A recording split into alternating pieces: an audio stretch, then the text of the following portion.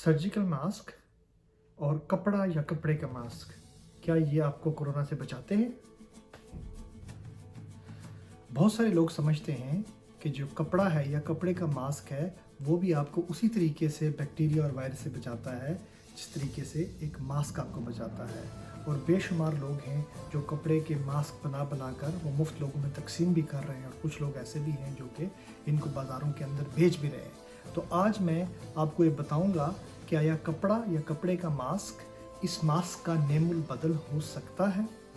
क्योंकि एक बहुत बड़ा साइंसी तजर्बा नहीं है, ये एक छोटी सी नुमाइश है, छोटा सा मुजाहरा है जिससे आपको ये समझने में मदद मिलेगी कि मास्क की क्या अहमियत है और ये कैसे कपड़े से बेहतर है।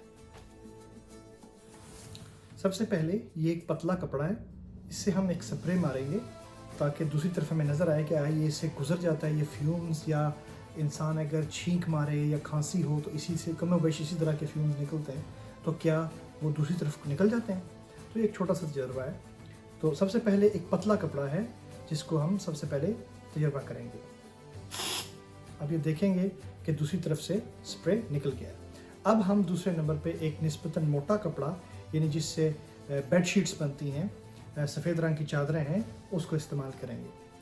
तो इसको देखिएगा आप, अब देखेंगे इसमें से भी परली तरफ से निकल गया है।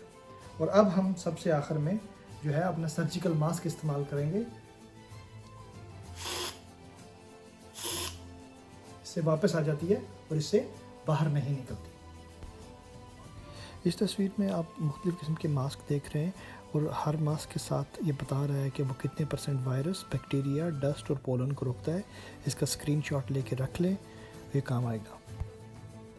लिहाजा जहाँ तक मुमकिन हो सके कोशिश करें कि आप सर्जिकल मास्क या जो प्रॉपर रिकमेंडेड मास्क है वो इस्तेमाल करें, इसलिए कि कपड़ा या कपड़े का मास्क वो धूल, मिट्टी, गर्द रोकने के लिए तो काम आ सकता है, लेकिन वो बैक्टीरिया या वायरस को नहीं रोक पाएगा। मेरी दुआ है कि अल्लाह ताला आपको, आपके चाहने वालों को और तमाम इंसानों को इस कोरोना के शर से महफूज रखे। आमीन।